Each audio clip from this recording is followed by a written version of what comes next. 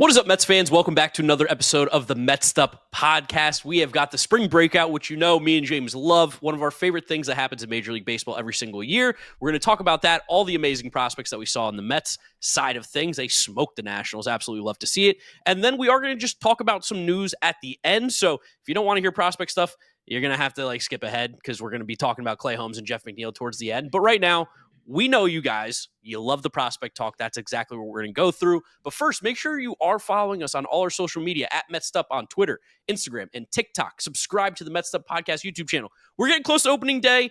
Some of you still are not subscribed that are watching this video. Click that subscribe button. We want to get to 10K. It's a big ask. We need about 900 until then, but we're going to be pumping out a ton of content this week. So many things coming at you, so make sure you are subscribed to the YouTube channel. But if you like the audio stuff as well, Apple Podcasts, Spotify, Google, drop us a rating, drop us a review, download, and subscribe. So James, Spring Breakout 2. Before we start talking about any players, what did you think about the game, the event? What were your thoughts? Like you said at the top, we love the event. Last year when this was announced and you've been making YouTube videos for it, doing a great job. It's such an exciting concept to be able to gather a lot of the team's best prospects together and face a team that's specifically for the Mets and Nationals, a team that these guys could be rivals with for a huge part of their careers. And it's amazing that these are mostly standalone games. They don't intersect with the team playing other games. But for this Mets Breakout game specifically, it's such a tease that we didn't have StatCast data for it. I feel like a lot of the joy of this game, at least it was for the last year in its inception, was the fact that there were a lot of players who were either in high A or double A, where we don't get StatCast measures during the season, that you can now get data on these guys and you could see things you didn't quite see before. We got to experience Brandon Sproat, Nolan McLean. We got to see things that they were able to do that we weren't really aware of just from eye scouting and reading reports that kind of set them up for what they were going to do in the season. We were able to forecast that and predict it. And while this game was still great to watch, it was cool to see Jonah Tong throwing BBs and Ryan Clifford hitting 450-foot pitch missiles. It does feel like it dampens it a tiny bit that we don't have that added data for the game, which that makes me sound like a fucking loser and such a nerd. I get to watch these prospects. I'm I don't have the extra shit, but the extra shit is fun because you can learn things you didn't quite know before. It definitely was still a nice watch. I do really love this event. I hope MLB keeps doing it, but they should get StatCast across the board on these games. It would help a lot. If MLB's listening, I've got a free tip for you. Here's how you make the spring breakout game a true breakout. 1, you have it at neutral stadium. So in Arizona, you have all the Arizona teams play at Chase Field. In Florida, you have all the teams play at Marlins Park. You have national broadcast on MLB Network Friday night, Saturday, Sunday. You do 3 games Saturday, Sunday, 2 games on Friday night. You have national broadcast. It's broadcast on MLB Network all day. You have people who actually know what is going on with the prospects, like Joe DeMayo did an amazing job. The Nationals had no clue what was going on. Their broadcast was atrocious. They're mispronouncing names. They were rooting against players. It was so weird and uncomfortable to watch. So I'm glad that I found out that SNY had it. But if you really want to bring light to these players, if you really want this to be a spring breakout for prospects, I think having it at a neutral site with real cameras, with StatCast, with exit velos, with real announcers and real people who have analysis, have Joe DeMayo come in for the Mets game, have all these people come in and talk about different stuff. I think that's truly how they make this a spring breakout. They're getting close. The idea is fantastic. Now they just need to execute a little bit more. I think that would be a lot of fun. But like you said, we want to talk about the players in this. Jonah Tong, I think, is where we start this conversation. Oh, yeah. Everybody who was watching Jonah Tong, even the Nationals broadcast, I'll give them that. They were enamored by his fastball. And that's been his calling card ever since he really broke out last year as a Mets pitching prospect. The fastball is electric, and the stuff looked insane. Again, we don't have a ton of numbers. I think they're starting to come in slowly on Twitter from people at the ballpark, but that fastball's legit so good. No, that's the best thing about him too. And it's so visually appealing. And it's just when he's able to dot that fastball on the top of the zone, he was kind of fighting against his mechanics. It felt like at times you could see him leave a couple of those innings a little frustrated, but when he was able to dot those and put them where he wanted, high around the leathers, the Nationals hitters, and it's not even that fast. I know that it was reported that he got up to 97 miles an hour. But this is a short outing. Jonah Tong usually is going to kind of hang out more in the 94, 95 range, get up to 96. But when he's able to have this kind of short outing and he can dial it up, you could just see that the hitters are basically powerless against that pitch. Even some of the ones that got to low in the zone, which I'm sure wasn't his intention, still force swings and misses because it just comes in such a unique, crazy, flat shape. It just gets on the hitters in a hurry. It's like a bullet, honestly. Yeah, when he puts that thing up in the zone, it feels pretty impossible to hit unless you are guessing that he's going to throw that fastball high in the zone. And even the slider, which he was throwing a little bit too in this game, it just felt like all these hitters, and granted, again, it's minor league guys, but they all felt super uncomfortable. It felt like they couldn't figure out what was coming. They didn't really get comfortable in the box. I think he walked a couple guys, but at the end of the day, like there were very little good swings against Jonah Tong, which is really impressive against guys who are technically his peers in terms of the prospect world. Definitely. That one secondary pitch is gyro slider, which is a little like that tight slider he throws. That kind of is just, it kind of looks like the fastball, but then spins opposite and just drops down a little bit further. So it should be a little platoon neutral. I think that was the one he had the best feel for. I think he tried to do a couple cutters and changeups based on what I could see with my eyes, but it looked like that was kind of where he started to get into some more command problems. Again, it did seem like there were like parts of this game where he was fighting against his body, his mechanics, which I think is also interesting because from the last time I saw him, which was last year, he looks noticeably bigger. And notice that with a lot of these Mets prospects. It seems like what we're doing right now in player development with literal like weight training, like strength training, it seems to be making a big impact because Tong looked like noticeably stronger, even bigger, possibly honestly an inch taller from the last time I remember like seeing it. But he literally, he's still a young guy, but he did look like he was someone that was legitimately growing. And as a pitcher grows, they're very young. It is hard to kind of be able to replicate the mechanics, especially with secondary pitches he's not as comfortable with. But when he had, and that's why the walks come. That probably will be something that Tong has to refine as he starts to get more comfortable with those secondaries. But just that fastball and that tight slider, like it's special. You can really see the foundation here of someone that might have a lot of juice coming up this year. Not coming up to major league, just continuing to move through the system. Is what I meant. I mean, listen, if we were to somehow see Jonah Tong in the major leagues this year, something went catastrophically right or catastrophically wrong. Those are the only two outcomes. The best case scenario or the worst case scenario if he met with the major leagues this year. He's either the next Jacob deGrom or we're like, holy shit, like what happened to this team? But that is something that's cool as now we're going to hopefully get multiple years of these breakout games. Because if you look at the game from last year, that's when you got to see Sproat and Nolan McLean and Blake Tidwell. Good chance at least two of those three guys, if not all three of them, pitch some innings in the major leagues this year. So it does kind of feel like similar to how the Futures game works, where it's like 1 year behind. Like they showed the James Wood highlight from the Futures game, from the breakout game last year. I was like, he should not have been playing in that game last year. No. Like I was way too good to be in that game last year. But like that's kind of the cadence of this game, which I think is a pretty cool thing. Yeah. On the offensive side of things, we saw Boston Barrow, who's been a favorite of this podcast for a while, ever since the Mets really got him. Been all over Boston Barrow. Beautiful opposite field home run. Awesome. He has such a nice left-handed swing. Off a left-handed pitcher, one of the better left-handed pitching prospects in baseball, too, in Alex Clemmie. The Nationals broadcast was dogging Boston Barrow for this home run, which I thought was so weird. Really weird. Got out there, yeah. Yeah, they're like, oh, wind aided that one. I'm like, dude, opposite field, that's showing that kind of power. A lefty. I don't give a shit if the wind helped at all. Like, that was a really nice piece. We saw him pull a ball down the line as well. Really, really nice compact swing from a guy like Boston Barrow. You comped it to Jeff McNeil to me. I thought that was money. Yeah, I've seen a couple other people say that. I feel like I think I saw my guy MJD Analysis, Mikey say that on his. I think maybe Prospectus Baseball America said that, but like Barrow kind of has that feel. But I think he's a much better defensive player, at least this point in his career, than McNeil. He looked very, very comfortable out there. Like seeing him work those counts against a talented left-handed pitcher, and the Nationals have this thing with their pitching prospects where they have a lot of funky dudes. Yes. We saw some funky arm slots. We saw some weird two-seam fastballs this game, and Clemmie kind of had that, like that 3/4 from the lefty. Definitely uncomfortable at bat for a left-handed batter. We heard Murphy on our last episode talk about how much he hated facing lefties, and he was like a legitimately good baseball player for a decade. So for Barrett to step in the box and do this, still is a very, very young player. He to me seems like the guy, if you're looking for someone like outside the Mets top 10 prospects, you think could like definitely be a major leaguer with very legitimate upside to become like possibly like if things hit perfectly. Because he's another guy from watching him last year. He got beefy. He put on legitimate weight. The one thing that took away from Barrow last year was looking at his low A data. He didn't hit the ball harder than 104 miles an hour. Like that's something where that has to get harder if he wants to be a real impact major leaguer. But I still think that a really reasonable outcome for him is like a solid, just an infielder, the guy that mixes in on the team. But if he can get that up to like 108, I'd love to see the exit velocity of that home run. But you can see a guy with a nice approach. You see a guy with amazing back control. You see a guy who's keeping his shoulder in there against a lefty. He had another good at bat against Clemmie later where he yanked a single through the hole. Like he looks very, very comfortable in the box. And he's someone that could kind of pop off this year if it works out right. I think the guy at the plate that really impressed me the most, and again, it was a lefty swing, something that he struggled with a little bit, Ryan Clifford. 450-foot piss missile off the batter's eye in center field. That swing, you saw that? That was sex, that swing. That was awesome.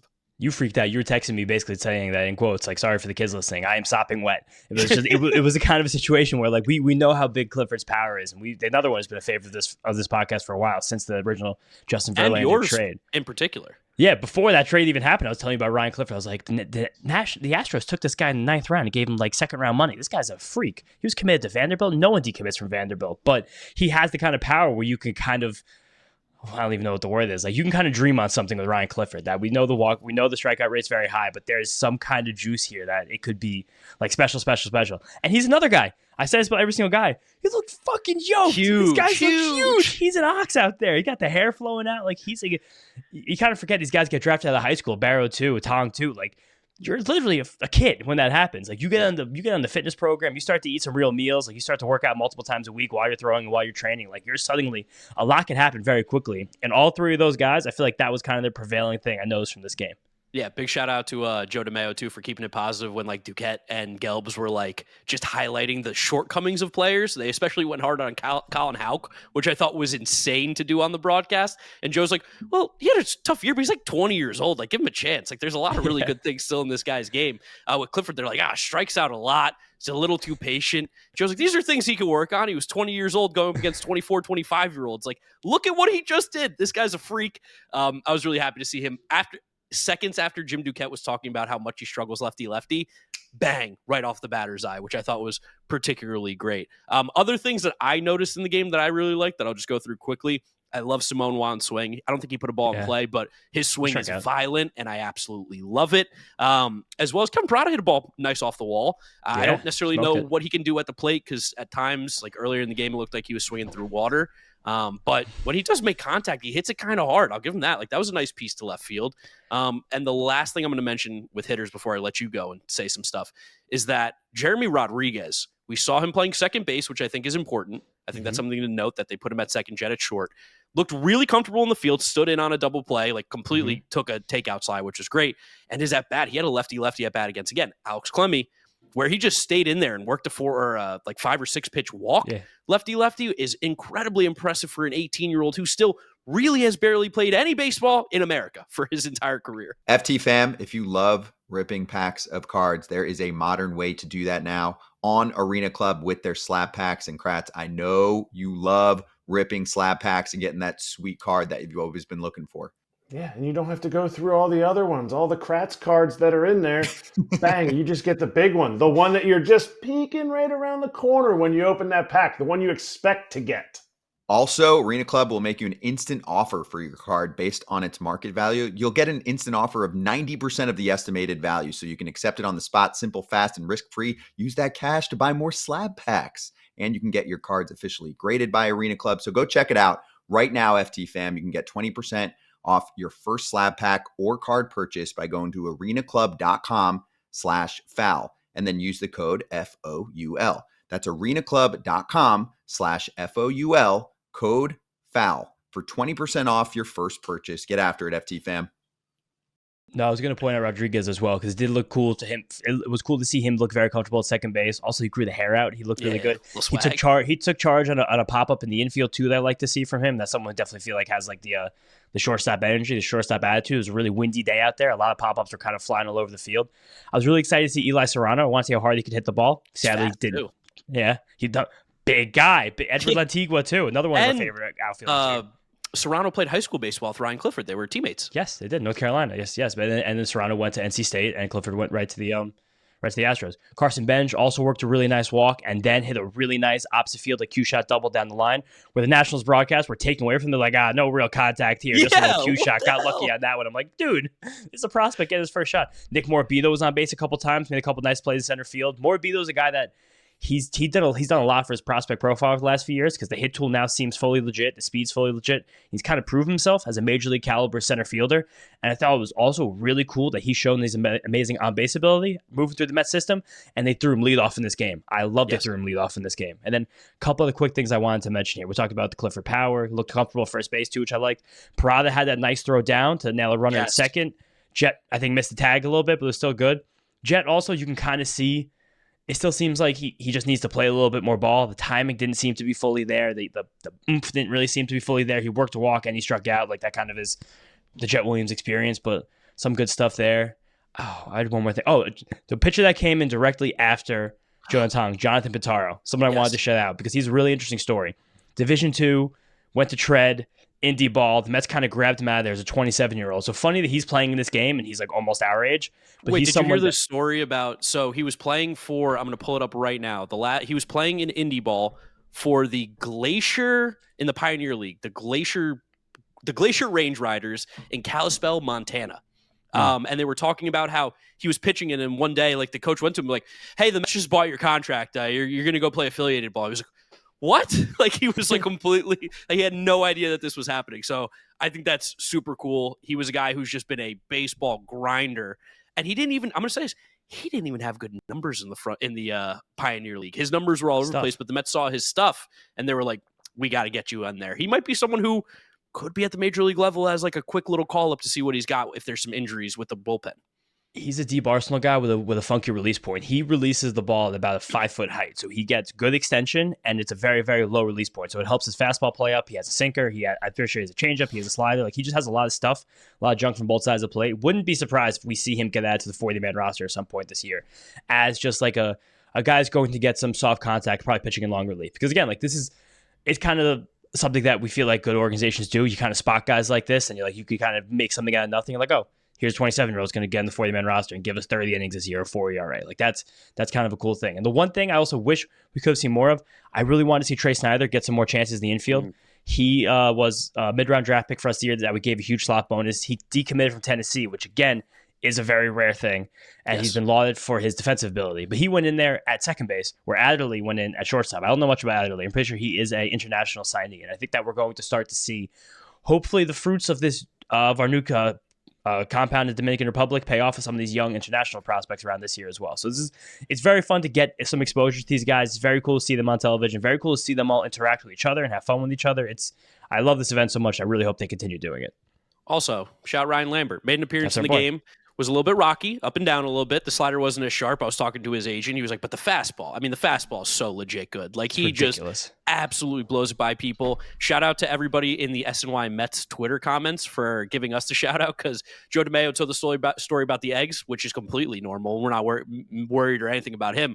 But shout out to everybody in the comments saying Mets stuff first. I appreciate that. Shout out to George at Love These Mets, Captain El Troll Season, legend.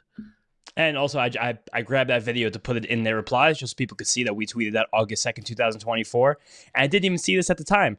But Ryan Lambert's mother, wonderful woman, she commented on that. I had no idea about the 30 eggs. Ryan, exclamation point. That's amazing. That's something like my mom would say if I was on a podcast and I said something like that. So just cool to see all these young dudes. Cool to see how deep this Mets system is becoming. I think we're at a spot where we could basically... We've seen it now over the last 2 years. It's truly becoming one of the deeper systems, I think, in baseball. We still want some more top-end talent. I think we still both want one more hitter to kind of come out of there and become like a dude's dude. But seeing the pitching, seeing the low-end guys, like seeing the young guys come up, this is a fun time for the Mets. Do you have any take on Santucci? Because we actually got to see him pitch finally. The fastball looks solid. I think that's kind of his thing too. Fastball looked good. Changeup looked okay. Just felt kind of a little wild, a little uncomfortable. He had that first play when he came in the game where there was a swinging bunt and it was kind of no man's land between first, second, and him. And then no one really jumped for it. And then he kind of started running for it, which probably is a thing that had a lot of not second basemen playing second base. So I guess that's probably shortstops over there not used to plays like that. But he tried to grab it, just threw his glove up in the air. Thought that was funny. Yeah, but overall, spring breakout, awesome. Wish we had more numbers, but really impressed with what we saw from the Mets prospects. Yes, very. All right, now to wrap up the episode and just to talk about some stuff going on in the Mets world. On the injury side, we saw Jeff McNeil is going to miss the first 3 to 4 weeks of the season with an oblique injury. Saw a lot of different discourse on Mets Twitter and online about the reasoning for Jeff getting injured. People, again, weirdly rooting against him, get him off it's the most bizarre behavior ever. Someone was saying that it's hard to root for this guy when he plays golf all off season and then gets hurt.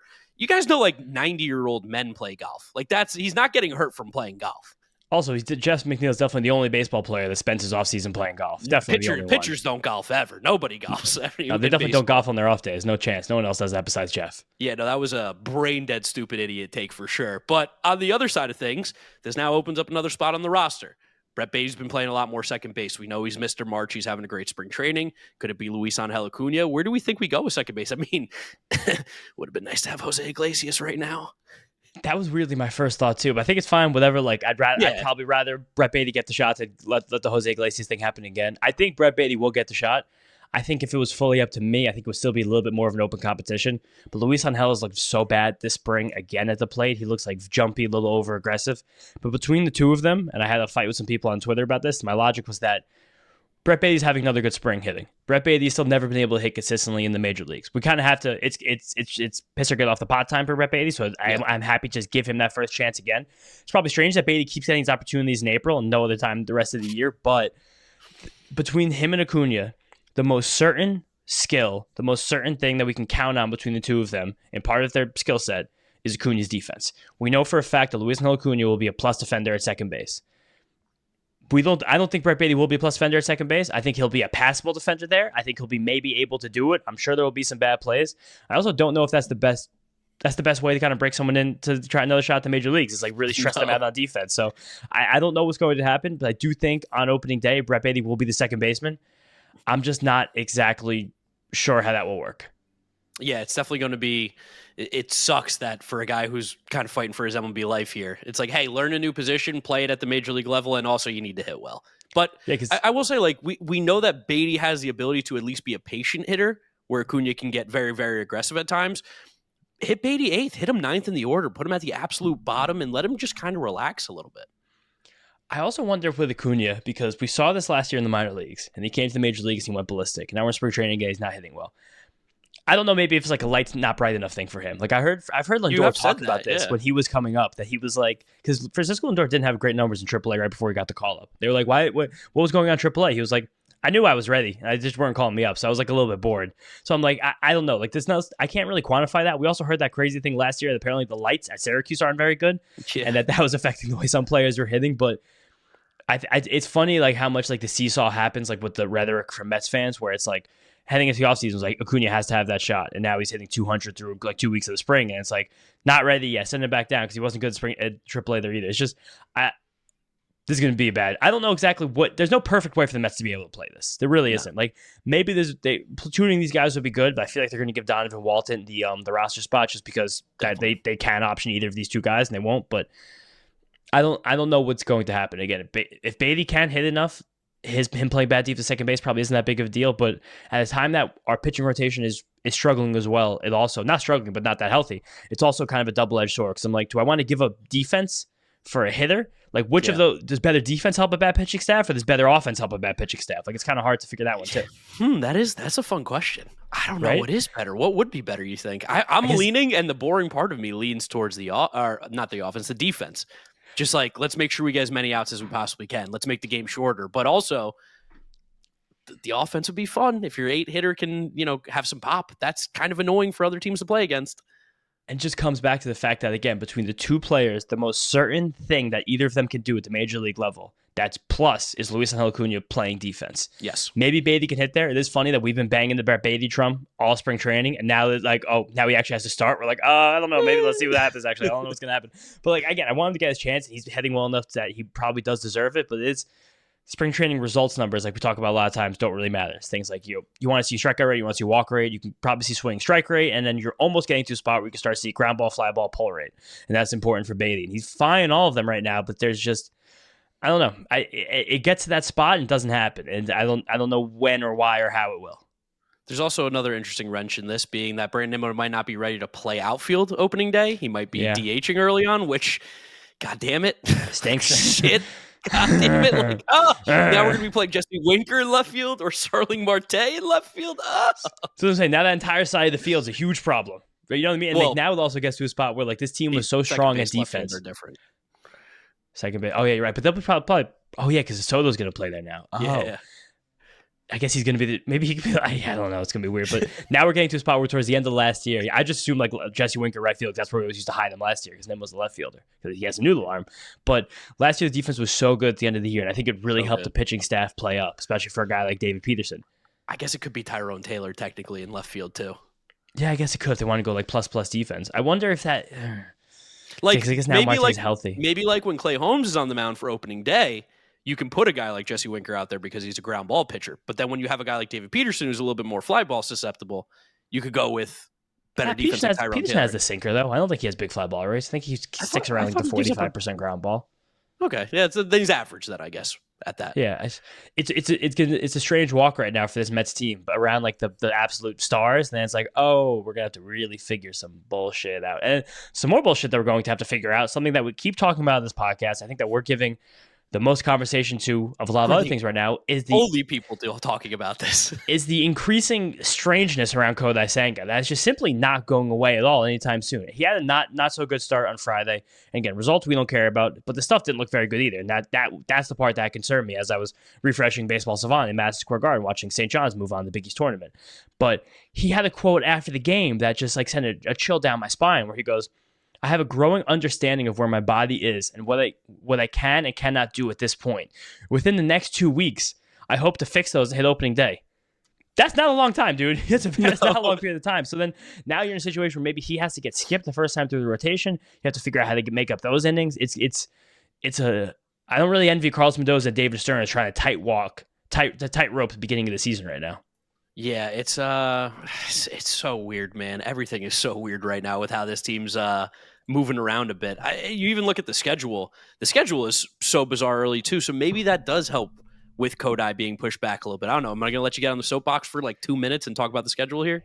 Yeah, I mean, maybe right in the dawn of opening day, I'll do my real schedule blow up. But right now, as it stands, the Mets have the first Sunday of the baseball season off in the most bizarre schedule quirk I've ever seen. I told my dad that, and he flipped out. He was screaming. He was like, what do you mean they have it off? How could they have it off? People are going to be up in arms. Do people know this yet? Because we have the Thursday opening day, and oftentimes they'll leave the day after opening day as like a rain day, just in case for opening day. Mets are playing in a dome, so they'll need that at Houston, Minute Maid Park. And then we're the national game on Friday on Apple TV. And I believe we're a national game on Saturday on Fox as well. Yeah. And then we're off Sunday. Then we go to Miami for a series that starts on Monday evening. It's so freaking weird, dude. I hate the schedule. It's funny, too, that we get the off day to fly to Miami when Houston to Miami is like not a long flight at all. And we've had way longer flights where it's like That's night true. game Sneaky Sunday. Is close. Yeah, Sunday night game. Guess what? You're playing a day game the next day. You're like, what? Who is making these schedules? I wish they got to bring back the couple. They were the best. Nobody did better than them. No, but then again, we do have some off days because we have that Sunday off, and then Monday, Tuesday, Wednesday, and we have the Thursday off before the Friday opening day and the opening series against the Blue Jays. So then we kind of can get through with a much shorter rotation through that. It'll be very good for the bullpen until we get to there. But then we have the following Thursday off again after the 6-game homestand against the Blue Jays and Marlins. So we can get a little trippy with the schedule. But then we're going to Sacramento on April 11th. We're a big flight out there. Then we're out there for three against the A's. Athletics, what are we calling them now? They're at the Athletics. So the A's? The Athletics, yeah. Then the A's, then the Twins, and then straight home for a 4-game series with the Cardinals, and then home, no off day for a 3-game series with the Phillies. So once we get to April 11th, we need a 5 or 6 man rotation. So I guess technically Kodai probably does have 2 extra weeks in season to kind of get himself fully right. I guess we have to add that in. I'm going to make a shot right now. I think Kodai makes a season debut April 9th against the Marlins, that home game on Wednesday. I think that's going to be his first start of the year. Yeah, everyone's like, wow, so Clay Holmes, because also Clay Holmes is announced the opening day starter. To make the spring training even weirder, people are like, wow, so if Holmes is day 1, that means we're going to have Kodai for day 2. So Kodai lines up to pitch the home opener. I'm like, I don't think that's going to happen, guys. Like, I don't think the version of Kodai Senga we saw on Friday is anywhere close to being ready for opening day. There were some fastballs that were coming in the lower 90s. There didn't seem to be that much comfortability with the off-speed stuff. He had a cool thing that I don't know if this is a new rule this spring training or last spring training, whenever it happened, where I think it's last. If there's a difficult inning happening for a pitcher, they're allowed to leave the game and then come back in for the clean inning the next inning. So we saw that on display for Kodai. We also saw that one of the Nationals pitchers in the breakout game, but just it wasn't the fastball velocity was way down. He didn't really look very comfortable throwing any of the off-speed stuff. Throwing 60% fastballs in a spring training game tells me a guy doesn't feel the most comfortable because it's time to work on stuff. It's time to try stuff. We don't really care about results at all, but it's weird right now for Kodai Senga. It doesn't give me a nice happy feeling in my stomach. The one thing I will say, to put a nice bow on this, is that Kodai, if we remember 2023, the beginning of the year was super weird. It took him 2 months to get comfortable. There's the whole weird thing with the weather and playing indoors, and we know like that's not necessarily the most comfortable for Kodai. He's going to have to get over that, need him to get over that. Well, he was very over that summer. He pitched fine. Correct. In the summer he was fine. But I'm saying like the early year stuff might just be an issue for Kodai. Maybe always. Like we know Francisco Lindor typically starts the year cold. Maybe Kodai just takes a little bit longer to get ready as a pitcher. I still always remember that start in Oakland where the Mets were up like 10 and he couldn't make it through 5 because he was walking everybody. And then the second half of the year, he was one of the best pitchers. So maybe that's just a Kodai thing. It could be to maybe calm some people's nerves here. I think there's also something to the fact that it's like us as fans, we put a lot of emphasis on opening day, a lot of pressure on the concept of opening day. Because like baseball, it's starting, we're here, ready to go. Like Clay Holmes is starting on opening day. People are like, how could the Mets with this payroll let Clay Holmes start on opening day? It just kind of winds up for the teams, I think, being an arbitrary day where this guy's on schedule to pitch, so he's going to pitch that day. I see this happening in fantasy baseball too all the time. We're like, oh, he's going to miss the first 2 weeks of the year. It's like, oh, so he's going to play 140 games? Like that's a really okay way to start the season. So, and we saw in 2023 where if Senga doesn't start the season hot or really on fire, he could still find his groove in the middle of May or June and still go on to have one of the better seasons for any pitcher in the National League. Like that's something that can still happen. And I also love the fact that Holmes is the opening day starter because one, like we've been pushing him so hard in this podcast, and two, good things kind of happen to the Mets when they have obscure opening day starters. Oh, yeah. Looking back from the last decade, the two weirdest ones I could find were 2022, Tyler McGill won 100 games, and 2015, Bartolo Colon went to the World Series. So I think that's kind of a fun little, like stupid little caveat that the Mets find ways to kind of have weird opening day starters and maybe make good things happen afterwards. Mets lost on opening day last year. It was a great season. That's all I'm going to say. And we never lose an opening day. Doesn't really matter. Lose an opening day. It's just, again, they snuck their way into the NLCS. It's fun for all of us, but it's just one of the 162. That's kind of what that's what these teams are thinking. So it's like that's kind of where we have to like put our mind how to feel about that. All right. Nothing else here to talk about. I think we covered everything. So guys, thank you so much for listening and watching this episode of the Mets'd podcast. Make sure you are subscribed to the YouTube channel. Click that big red sub button. If it's red, you're not subscribed. So click it so you see when all our videos come out right on your homepage. It's amazing what YouTube does when you subscribe to a channel. If you're listening to us, Apple Podcasts, Spotify, Google, drops a rating, drops a review, download and subscribe. James got a YouTube channel. It's kind of popping off. Where can they find you, James? It's doing well. Just my name, James Schiano, doing fantasy baseball stuff, ranking positions, doing tier lists, and got a lot more fun stuff planned for this week. So yeah, check me out there. And I'm Draft Nick Mark with a C. Thank you guys for listening and watching. We'll catch you all maybe tomorrow, the next day. We got a lot of content coming out this week, so keep an eye out, and we'll see you guys next time. Peace out. Peace out, guys. Let's go Mets.